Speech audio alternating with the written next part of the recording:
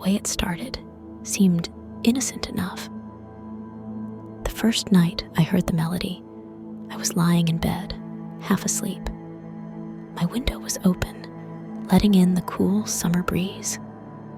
I had always lived in the small town of Pine Hollow, a place where nothing ever seemed to happen.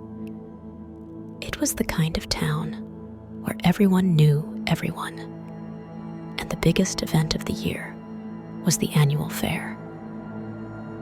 But that night, something changed. It was faint at first, a soft, lilting tune that drifted in on the wind.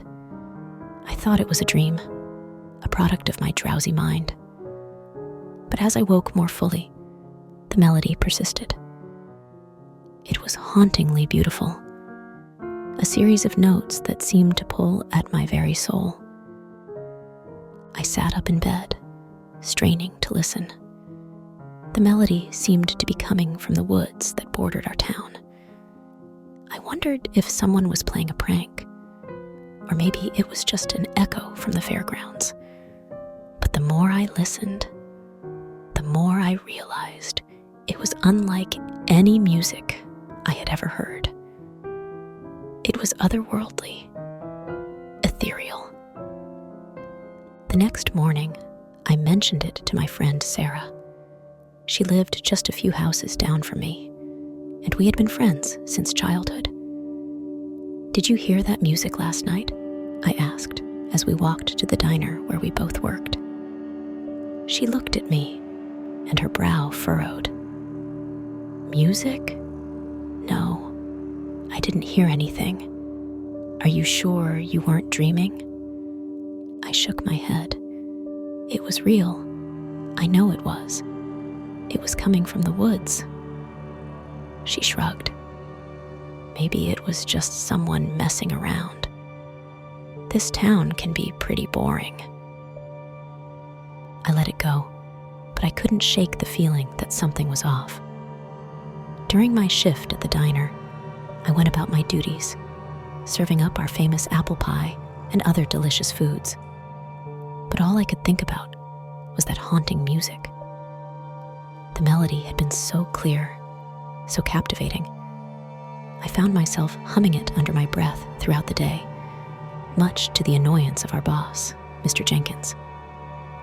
Over the next few nights, the melody returned. Each time, it was a little louder, a little more insistent, and I wasn't the only one who heard it. People all over town started talking about the strange music coming from the woods. Some said it was the work of a ghost. Others thought it was a prank. But whatever it was, no one could explain it. One evening, a town meeting was called to discuss the phenomenon. The community center was packed, everyone eager to share their theories and fears. Mayor Thompson, an older man with a stern demeanor, tried to keep order. "Folks, we need to stay calm," he said, raising his hands to quiet the crowd. "There's probably a logical explanation for this. We just need to figure out what it is." A man named Greg stood up. He was an avid hunter and often spent time in the woods. "I've been out there almost every night, trying to find the source of the music," he said. "But it's strange. No matter how far I go, I can't seem to find where it's coming from. It's like it's everywhere and nowhere at the same time." A murmur of fear rippled through the crowd. Sarah, who was sitting next to me, leaned over and whispered, "This is getting creepy. Maybe we should just stay inside at night." I nodded, but deep down, I felt a pull, an urge to follow the melody and uncover its secrets. What I didn't know then was that I wasn't the only one feeling pulled by the music. After that night, things took a dark turn. The first person to disappear was old Mrs. Fletcher. She had lived alone for as long as anyone could remember, her small house on the edge of town, a relic of another time. One morning, she simply wasn't there. Her door was wide open, and her bed was empty. The only clue was a faint echo of the haunting melody that seemed to linger in the air. The town rallied. Search parties were organized, but no one could find a single trace of Mrs. Fletcher. A week later, another person vanished, and another. Each time, the melody would play, drawing them into the woods, and they were never seen again. Soon, fear gripped the people of Pine Hollow. Parents kept their children inside, and the streets emptied at dusk. The melody became more frequent, its call irresistible and chilling. Those who heard it described an overwhelming compulsion to follow it, as if the music were calling to a deep part of their soul. I couldn't stand it any longer. I had to know what was happening. Sarah tried to talk me out of it, but I was determined. "Someone has to figure this out," I said. "We can't just sit here and do nothing." She sighed. "Fine, but I'm coming with you. We're not splitting up like in some horror movie." We gathered supplies, flashlights, snacks, water, and a couple of Mr. Jenkins's famous apple pies for good luck. As the sun set, we headed into the woods, our hearts pounding with a mix of fear and excitement. The melody started up again, faint at first, but growing louder as we walked deeper into the forest. It was mesmerizing, each note wrapping around us like a spell. We followed it, our flashlights casting eerie shadows on the trees. After what felt like hours, we came to a clearing. In the center stood an old, dilapidated cabin, its windows dark and empty. The melody seemed to be emanating from within, drawing us closer. "Should we go in?" Sarah whispered, her voice trembling. I nodded, though every instinct screamed at me to turn back. We approached the cabin, the music growing louder with each step. As we reached the door, it swung open with a creak, revealing darkness within. We stepped inside, our flashlights cutting through the gloom. The interior was sparse, with only a few pieces of broken furniture and a thick layer of dust covering everything. The melody was almost deafening now, reverberating through the walls. In the corner, we saw a figure. It was Mrs. Fletcher, her eyes closed, swaying to the music. She looked peaceful, as if in a trance. "Mrs. Fletcher?" I called out, but she didn't respond. I reached out to touch her, but as soon as my hand made contact, the music stopped. Mrs. Fletcher's eyes snapped open, and she let out a blood-curdling scream. The cabin shook, and the walls seemed to close in on us. "Run!" I shouted, grabbing Sarah's hand. We bolted out of the cabin, the scream echoing in our ears. The forest was alive with movement, shadows darting between the trees. We ran blindly, the flashlight beam bouncing wildly. The melody started up again, louder and more menacing. It was no longer beautiful. It was a siren's call, pulling us towards certain doom. Just when I thought we couldn't run any further, we burst out of the woods and into the town.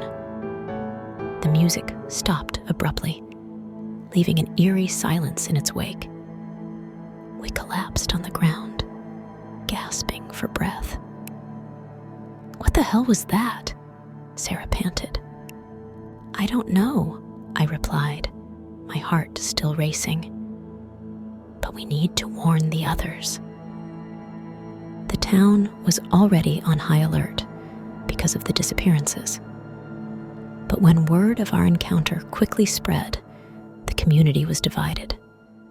Some wanted to abandon the town entirely, while others believed they could fight whatever was haunting the woods.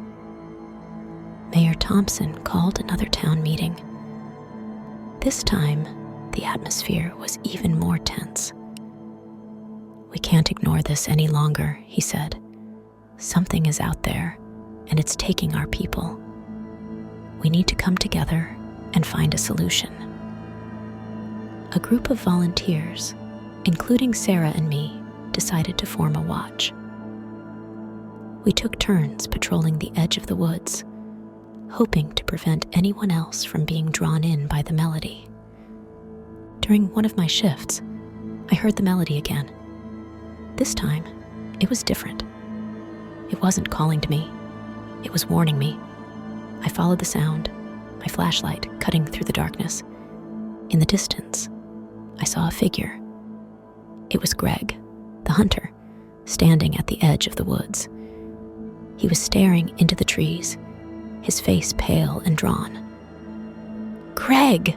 I called out, but he didn't respond. I ran to him, shaking his shoulder. "Greg, snap out of it!" He turned to me, his eyes filled with fear. "I saw it," he whispered. "I saw what's been taking them." Before I could ask him what he meant, the melody grew louder. Greg's eyes glazed over, and he started walking into the woods. I grabbed him, trying to pull him back, but he was too strong. "No!" I shouted, but it was too late. The melody had him in its grip. Desperation fueled me as I ran back to town. "We need to go back," I told Sarah. "We need to stop this." "But how?" she asked, fear in her eyes. "We have to destroy the source of the music," I said. "Whatever it is, it has to be in that cabin." A group of us gathered, armed with whatever we could find. We made our way back into the woods, following the haunting melody.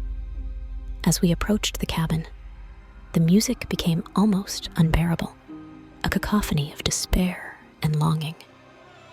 Inside, we found Mrs. Fletcher and Greg, along with several others who had disappeared. They were all in a trance, swaying to the music. The first time we came to the cabin, we were so focused on Mrs. Fletcher that we hadn't noticed the old phonograph at the edge of the room, its needle gliding over a record that seemed to glow with an otherworldly light. "That's it," I said. "We need to destroy it." As we approached the phonograph, the music intensified, filling our minds with images of sorrow and loss. It was trying to stop us, to protect itself. But we pressed on, determined to end the nightmare. Sarah grabbed an iron rod and swung it at the phonograph. The music faltered, the melody distorting. The others joined in, smashing the device with whatever they had. The phonograph shattered, and the music stopped abruptly. The trance was broken, and the missing townspeople collapsed to the ground, dazed but alive. "We did it," Sarah said, her voice trembling with relief. In the following weeks and months, the town of Pine Hollow slowly began to heal. The missing residents returned to their homes, though they were never quite the same. The haunting melody was gone, but its memory lingered in the minds of everyone who had heard it. Sarah and I continued to live in Pine Hollow, but we were forever changed by our experience. The woods, once a place of beauty and tranquility, now held a darkness that we could never forget. We never found out what caused the melody, or why it had chosen our town. But we knew one thing for certain: some mysteries are better left unsolved, and some melodies should never be played. And so, life went on in Pine Hollow. The town was quieter now, more wary of the unknown. But every now and then, on a quiet night, I would catch myself humming that haunting melody, a reminder of the danger that had once lurked in the woods and the unseen forces that had nearly claimed us all.